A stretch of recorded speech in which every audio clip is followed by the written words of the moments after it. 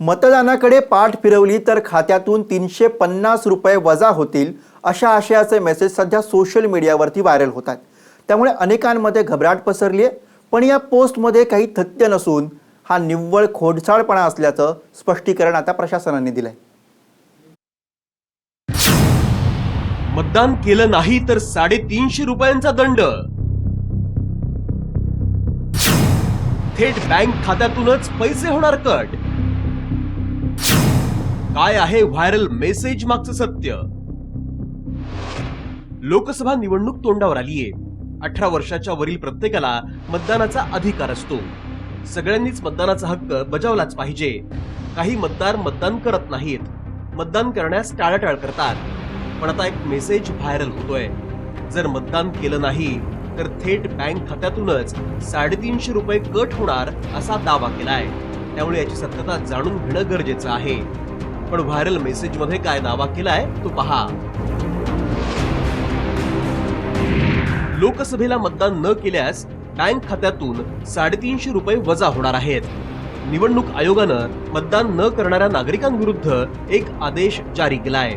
मतदान न करणाऱ्या व्यक्तीची ओळख आधार कार्डद्वारे होणार असून लिंक असलेल्या बँकेतून 350 रुपये कट होणार आहेत।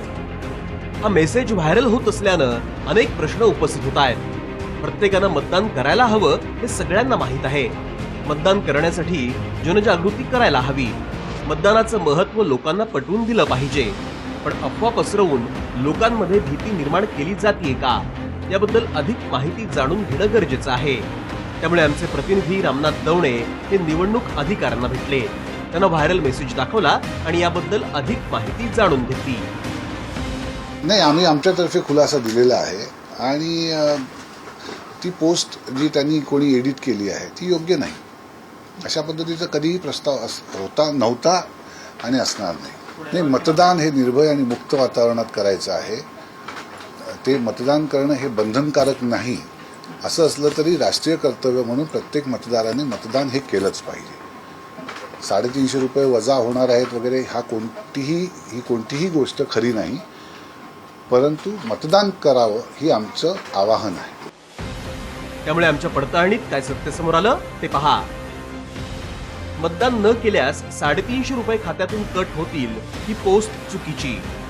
निवडणूक विभागाचा असा कुठलाही निर्णय नाही। होळीच्या सणात मेसेज व्हायरल करून लोकांची दिशाभूल केलीये। निवडणूक आयोगानं सरकारी बँकांना कोणतेही आदेश दिले नाहीत।